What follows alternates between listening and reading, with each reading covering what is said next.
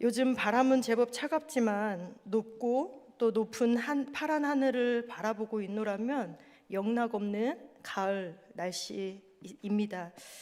이 가을 하늘을 보면서 저렇게 티 없이 청명한 가을 하늘처럼 살았으면 좋겠다라고 생각을 합니다.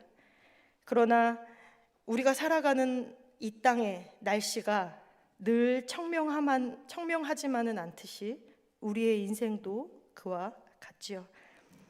왜? 라는 물음표가 우리의 인생 가운데 떠나지 않습니다. 왜? 라는 물음표가 우리의 삶 가운데 연속되지요. 나에게 일어나는 상황들이 받아들여지지 않고 또 이해가 되지 않아서 왜? 라고 질문을 합니다. 또 나에게, 사람들에게 실망해서 왜? 라는 질문을 하게 되지요. 그리고 또 하나님께 실망해서 왜? 라는 질문을 하고 살게 됩니다. 하지만 우리 그리스도인들의 물음표는 세상 사람들의 물음표와는 달라야 한다고 생각합니다. 우리의 물음표는 느낌표를 향해 나아가는 물음표이지요. 믿음의 사람의 물음표는 반드시 느낌표로 끝나야 합니다. 한때 굉장히 유명했던 기독교 서적이 있습니다. 다 들어보셨을 건데요. 팬인가? 제자인가? 라는 책입니다. 예수님의 팬이 아닌 예수님의 제자로 살아가야 한다라고 강조했던 책이지요. 그 책을 쓴 저자가 이어서 또 다른 책을 냈는데 그 책의 제목도 제법 멋있습니다. 나의 끝, 예수의 시작이라는 책입니다. 이 책은 어두운 이야기로 시작됩니다. 저자에게 한 남자가 메시지를 남기게 되는데 18개월 된 아들이 죽었다. 몇 주 전에 세상을 떠났다라는 거였습니다. 수십 년 동안 이런 많은 사연들을 들어왔던 목사님이기 때문에 이러한 이야기를 들어서도 덤덤할 뿐이었습니다. 그런데 그 남자와 통화를 하면서 충격을 받습니다. 제가 후진하다가 아들을 쳤습니다 하더랍니다. 그런데 놀라운 것은 그동안 의무감으로 교회에 얼굴을 내비쳤던 그 남자가 모든 것을 잃는 것 같은 그 순간에 난생 처음으로 예수의 실제를 만났다는 것이지요. 자신의 끝에서 시작하는 예수님을 만난 것이었습니다. 물음표 투성이였는데 그 물음표가 느낌표가 되더랍니다. 그래서 나의 끝, 예수의 시작이라는 책을 쓰게 되었지요.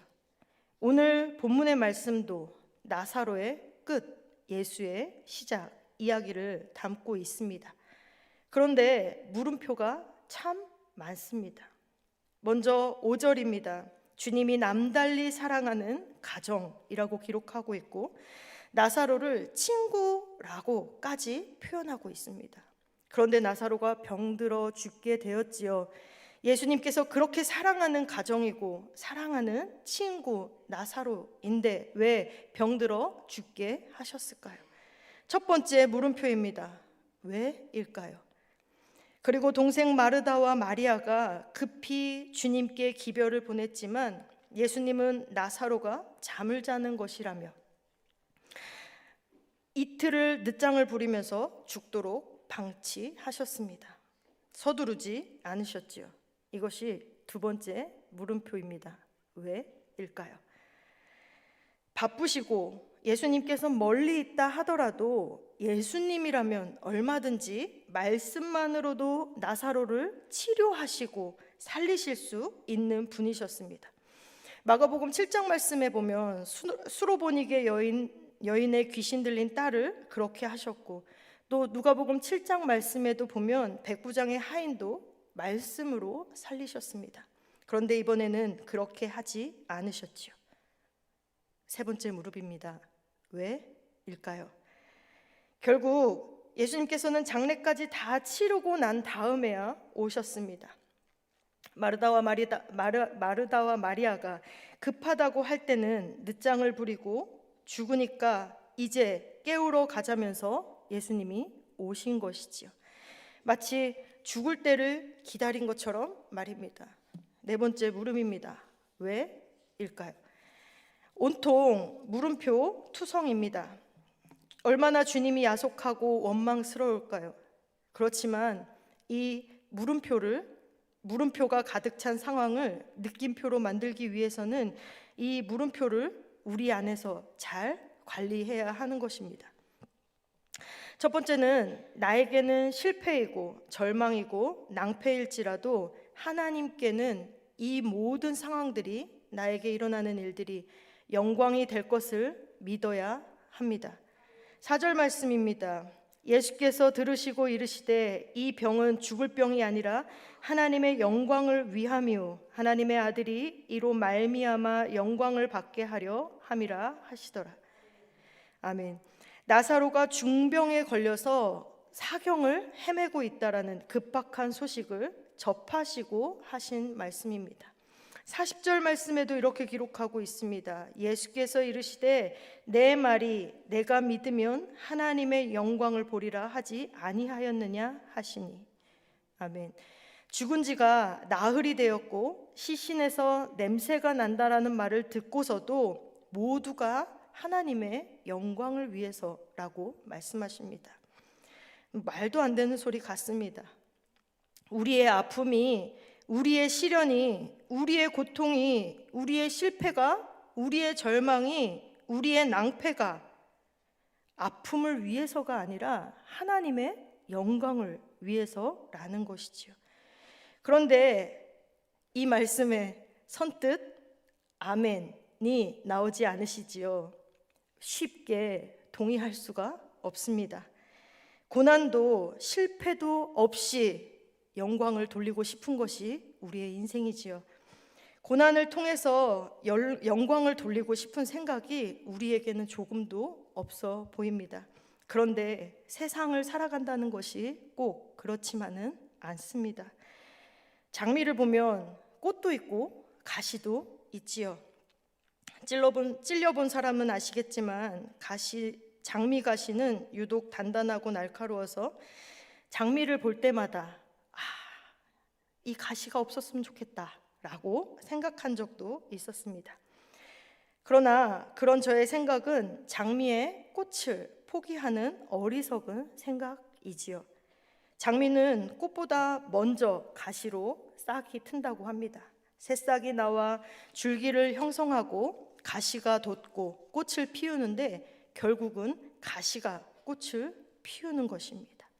그래서 장미꽃은 마디마디에 온몸을 찌르는 가시가 있어도 그 가시를 아픔으로만 생각하지 않는다라는 것입니다. 고통스러운 가시로만 생각하고 절망하고 있다면 꽃을 피울 수가 없는 것이지요. 매듭 하나하나를 넘어갈 때마다 아름다운 꽃을 피울 수 있기 때문이에요. 참 자연의 신비로움입니다. 우리의 인생도 자연의 이치와 마찬가지이지요. 고통이라는 가시를 떼어내고 행복이라는 꽃만은 가질 수가 없습니다. 저 자신도 그렇다고 생각합니다. 성공의 경험, 소망의 경험보다는 실패의 경험, 낭패의 경험, 좌절, 절망의 경험, 시련의 경험을 통해서 하나님을 더 자주 만났다고 생각을 합니다. 내가 엇나가지 않도록, 또 하나님 앞에 교만하지 않도록 순간순간 말씀하시고 저를 찌르시지요. 그 상처가 있어서 저의 인격이 자라고 성품이 다듬어지고 신앙이 자라갑니다. 그래서 하나님께 영광이라고까지는 할 것은 못 되지만 작으나마 기쁨으로 살아가기 위한 몸부림을 치고 있는 것입니다. 예수님을 생각하면 시련이 하나님께 영광이라는 역설에 더 고개를 끄덕이게 되지요. 예수님이 십자가에서 쓰신 가시면류관에 사용된 가시는 주로 밀밭 사이에서 자라는 나무이고 추수하는 농부들의 휴식처가 되는 나무라고 합니다. 찌르는 가시가 인간에게 안식을 주는 것이죠. 또 뿐만 아니라 그 찌르는 가시가 예수님 머리에 박혀서 우리에게 영생을 주는 일에 사용하고 있는 것입니다. 가시에서 장미꽃이 피고 가시에서 구원의 꽃이 피는 것입니다. 그 가시가 하나님께 영광이 되는 것이고요. 예수님께서는 이것을 아셨습니다. 십자가에 달려 가시관을 쓰시기 전에 마지막 기도에서 그 기도할 때 이렇게 기도합니다. 요한복음 17장 1절 말씀입니다. 아버지여, 때가 이르렀사오니 아들을 영화롭게 하사 아들로 아버지의 영화롭게 하옵소서. 때가 이르렀다는 것은 죽음의 시간이 되었다라는 것입니다. 그런데 그 최후의 기도에서 첫 마디가 하나님의 영광인 것입니다. 죽음이 죽음으로 끝나지 않고 영화로운 부활의 꽃을 피울 것을 믿으셨기에 마지막 기도에서 아버지 나를 살려주옵소서 라고 기도하는 것이 아니라 내가 죽어서도 아버지의 영광이 되기를 원하나이다 라고 기도하신 것이죠. 이 기도가 저와 여러분의 기도가 되기를 소망합니다. 주님, 제가 아파도, 제가 비록 조금 고생할지라도, 제가 가난할지라도 나의 삶이 하나님께 영광이 되기를 소망합니다. 내 삶을 찌르는, 그리고 내 가족을 찌르는, 내 주변을 찌르는 나의 이 가시가 하나님께 영광이 되기를 원합니다 라고 말입니다. 그런데 우리가 이런 기도를 한다고 하면 많은 사람들이 비웃을 것입니다. 요한복음 9장에서 제자들이 태어나면서 소경된 사람을 보고 이 사람이 이렇게 된 것이 누구의 죄 때문이냐고 묻습니다. 그때 주님이 하나님이 하실 일들이 많다, 하나님의 영광을 위해서다 라고 말씀하십니다. 주님의 해석과 제자들의 해석이 너무나도 달랐지요. 그러자 사람들과 제자들이 예수님의 말씀을 속으로 비웃습니다. 참 어이없는 말을 하시네. 이런 소경을 통해서 하나님이 하실 일이 많으시다니. 이 죄인을 통해서 무슨 영광을 받으신다는 것인지. 그러나 하나님은 그 소경을 통해서 영광을 받으셨고 또 그 소경을 통해서 주님을 증거하셨습니다.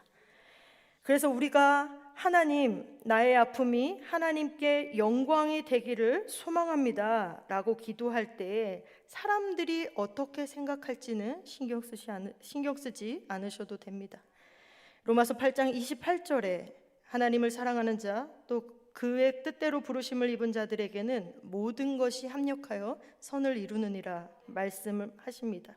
이 말씀을 믿고 하나님이 나타내실 영광을 기대하며 살아가실 수 있기를 바랍니다. 내가 어떤 상황 속에 처해 있든 나의 일거수일투족이 하나님의 영광이 될 것을 믿으며 살아가실 수 있기를 바랍니다. 그리고 믿음으로 그 고백이 나의 삶이 되어지기를 주님의 이름으로 축복합니다. 야구공을 보면요, 흰색과 빨간색 봉합선으로 이루어져 있습니다. 야구공을 볼 때마다 마치 찢어진 살이 빨간 실로 꿰매져 있는 것 같기도 하고 또 상처난 부위를 도드라지게 보이게 하는 것 같이 생각하였습니다. 흠집이 없이 깨끗하지 왜 야구공을 이렇게 만들었을까라고 생각하기도 하였습니다. 그런데 야구공에 이 봉합선은 반드시 필요하다고 합니다. 야구공의 표면에 봉합선 혹은 실밥이 촘촘한 이유는 이 봉합선의 방향이나 대칭에 의해서 공의 속도가 좌우되기도 하고 또 구종에 영향을 줄 수도 있다라고 하네요. 특히 특정 패턴의 봉합선은 공이 회전하면서 날아가기 때문에 공기의 저항을 갑자기 바뀌게 하는 현상이 덜 일어나게 만들어준다고 합니다. 즉 그 봉합선이 있어야 투수가 변화구를 던질 수도 있고 또 멀리 던질 수도 있고 세게 던질 수도 있다라는 것입니다. 타자도 이 봉합선이 있어야 공을 멀리 칠 수 있다고 해요. 그래서 가까운 거리를 오가는 탁구공이나 당구공 같은 경우에는 매끄러운 것을 볼 수 있지만 야구공에게는 거친 봉합선이 반드시 필요하다라고 합니다. 저와 여러분의 실패, 저와 여러분의 상처들이 이 야구공의 봉합선과도 같다고 생각합니다. 여기저기 꿰맨 흔적들, 찢어져서 얼기설기 엮은 흔적들이지요. 이런 우리 인생의 봉합선들이 저와 여러분을 강하게 하고 또 멀리 날아가게 하는 힘의 축복선이 되기를 바랍니다. 그래서 그 축복선으로 하나님께 영광 돌리는 삶을 살아가실 수 있기를 바랍니다. 둘째는 우리가 어떠한 참담한 상황에 놓여 있든지 주님은 우리의 형편을 다 지켜보고 계신다라는 사실입니다. 4절 말씀을 다시 읽어보겠습니다. 이 병은 죽을 병이 아니라 하나님의 영광을 위함이요. 11절도 볼까요? 우리 친구 나사로가 잠들었도다. 지금 주님 계신 곳은 요단강 건너편입니다. 나사로가 있는 곳은 베다니로 30km 정도 떨어진 거리에 있다고요. 그렇게 멀리 계시는데 예수님께서는 나사로가 잠들었다는 것을 알고 계십니다. 들으셨을까요? 듣지 않고도 알 수 있으셨습니다. 마르다와 마리아는 예수님이 오시지 않아서 미치도록 답답한데 오빠가 죽어서 통곡하고 있는데 예수님은 아직 오시지 않으셨지만 그것들을 다 알고 계셨습니다. 몸은 떨어져 있었지만, 육신은 떨어져 있었지만 주님은 이미 그들과 함께 계셨던 것이지요. 주님의 마음, 주님의 시선, 주님의 사랑은 이미 나사로와 함께 머물러 있었던 것입니다. 기도의 응답이 없어서 내가 미치도록 답답한 상황일지라도 주님은 다 보고 계신다는 것입니다. 주님, 어디 계십니까? 왜 내 사정을 몰라주시는 겁니까? 우리가 기도할 때에 예수님께 대들고 삿대질을 할지라도 주님은 우리가 당하고 있는 모든 고통과 아픔과 낭패를 다 보고 계시다라는 사실이지요. 절대 아득히 멀리 계시지 않고 내 사정을 훤히 꿰뚫고 계신 분이시라는 것입니다. 야곱이 삼촌 라반의 집에서 노동력 착취를 당하였습니다. 삼촌에게 속고 살았지요. 이때 하나님이 창세기 31장 12절 말씀에서 이렇게 말씀하십니다. 야곱아, 라반이 내게 행한 모든 것을 내가 보았노라. 나는 베델의 하나님이라. 야곱아, 지난 20년 동안 라반이 너에게 어떻게 했는지 내가 다 보았어. 힘들었지? 억울했지? 나는 내가 집 나와 도망치면서 광야길을 혼자 헤매다가 베델에서 돌을 베개 삼아 눈물을 적시며 잠들 때에 그때 너를 돌봐주었던 그 하나님, 베델의 하나님이다 라고 말씀하십니다. 하나님이 이미 야곱과 함께 계셨습니다. 이미 임마누엘 하고 계셨지요. 나사로에게처럼 말입니다. 나사로의 고통스러운 병상 가운데 냄새나는 무덤의 자리에서 함께 머물러 계셨고 또 야곱의 외로운 광야 생활에 비루하고 지저분한 일터에 임마누엘 하고 계셨던 것입니다. 우리는 힘든 상황에서 빨리 구원받는 것이, 나에게 있는 이 절망의 시간이 끝나고 문제가 해결되는 것이, 그리고 내가 이 아픈 곳에서 치유되는 것이, 병이 치유되는 것이 가장 좋은 것이라고 생각하는데 점점 살면서 깨닫게 되는 것은 한 방에 이 문제를, 아픔을, 이 절망을 해결해 주시기보다 우리 하나님은 우리와 내내 함께 해 주신다라는 것이지요. 그것이 우리에게 은혜인 것입니다. 하나님도 그런 생각이신 것 같아요. 아브라함을 보면 그렇죠. 아브라함에게 하나님이 복 줄 것이니 고향에서 떠나라고 말씀하십니다. 그래서 아브라함이 고향을 떠나지요. 그런데 제대로 해결되는 것이 없습니다. 아브라함은 초조하고 불안해졌는데 하나님은 한 번도 속 시원하게 내가 언제까지 복을 줄게, 언제가 되면 복을 줄게 라고 하신 적이 없습니다. 그저 내가 늘 너와 함께 한다 라고 말씀하시죠. 아들 한 명을 얻는데 오랜 기다림의 세월이 흐릅니다. 그 시간 동안 계속 아브라함아, 내가 너와 함께 하고 있어 라고만 하셨어요. 요셉도 마찬가지입니다. 13년 동안 노예로 있을 때, 또 감옥에 갔을 때 뭐 하나 해결된 것이 없었지요. 해결이 뭔가요? 우리는 하나님을 잘 믿는다면 적어도 그런 일이 내 인생 가운데 일어나지 말아야 된다고 생각합니다. 우리는 그렇게 생각하잖아요. 그런데 하나님은 줄곧 요셉아, 내가 너와 함께 한다 라고 말씀하십니다. 해결해 주시기보다는 그 힘든 시간, 그 절망의 시간, 고통의 시간, 그 낭패의 시간을 내가 너와 함께 한다고 강조하고 계신 것이지요. 저와 여러분의 하나님이 얼마나 고맙고 그 하나님의 사랑이 얼마나 큰지를 깨닫게 되시기를 바랍니다. 하나님은 우리와 함께 하시는 분이시고 한없는 사랑으로 우리를 사랑하시는 분이십니다. 그럼에도 불구하고 저와 여러분은 램프 요정 지니처럼 우리가 바라는 하나님, 예수님의 모습으로 하나님을 바라고 그리고 있지는 않으신가요? 하나님의 뜻과 계획을 묻고 순종하기보다 내 뜻과 내 계획대로 되지 않는 삶을 답답해하며 하나님께 불평하고 있지는 않으신가요? 그렇다면 반대로 저와 여러분은 하나님께, 그 주님께 어떤 사람일까요? 이기적이게도 또 이럴 때는 사랑으로 바라봐 주시기를 바라고 그저 은혜를 베풀어 주시기를 바랄 뿐이지요. 어쩌면 한심하기도 하고 어쩌면 함께하기에 창피한 사람 아닐까요?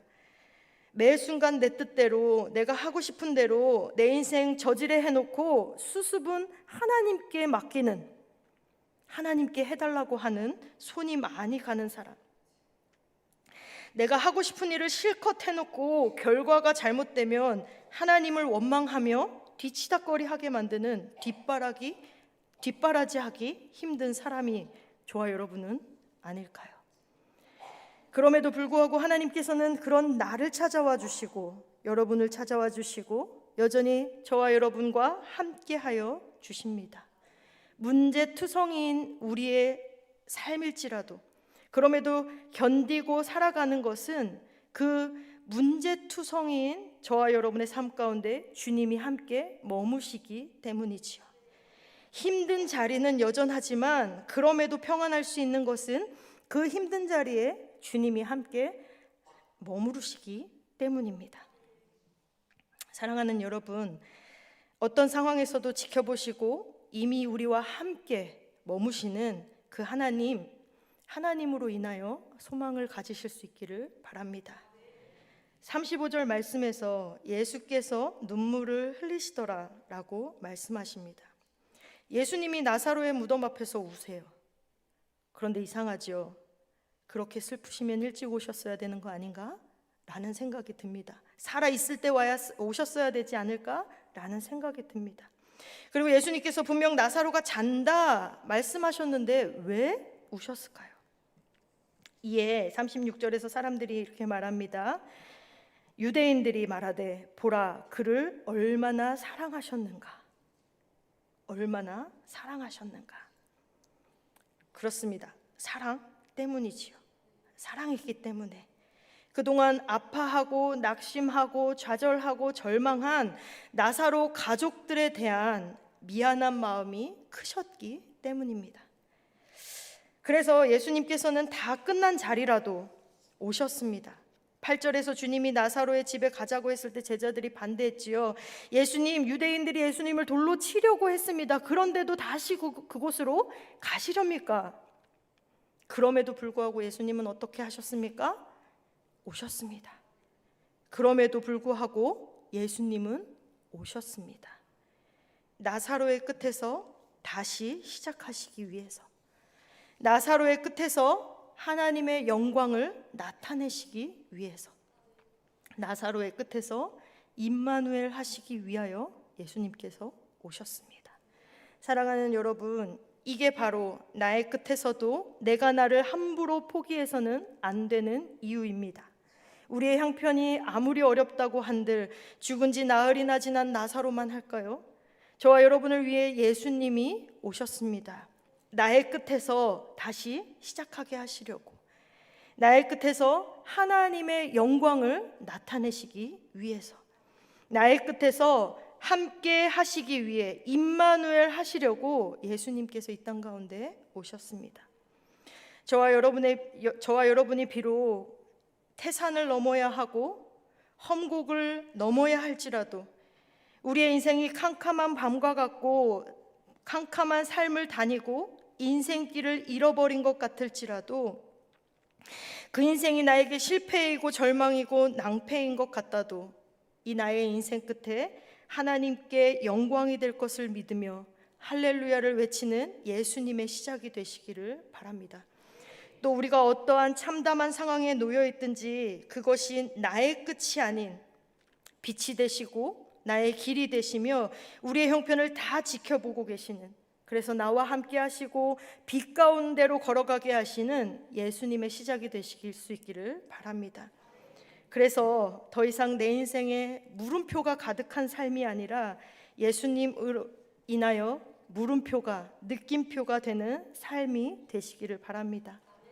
이 대림절 기간, 나는 끝나고 예수님으로 새롭게 시작하는 삶이 되시기를 주님의 이름으로 축복합니다. 기도하겠습니다. 하나님, 실패이고 절망이고 낭패인 것 같은 나의 끝이 하나님께 영광이 될 것을 믿으며 할렐루야를 외치는 예수님의 시작되는 삶이 되게 하옵소서. 참담한 인생이 나의 끝이 아닌 빛이시고 나의 길 되시며 우리의 형편을 다 지켜보고 계시고 나와 함께 하시고 빛 가운데로 함께 걸어가시는 예수님의 시작이 되기를 바랍니다. 그래서 알 수 없는 물음표만이 가득한 나의 인생의 끝에서 느낌표로 변해가는 예수님의 시작을 살아가는 우리의 삶이 되게 하여 주옵소서. 예수님의 거룩하신 이름으로 기도합니다. 아멘.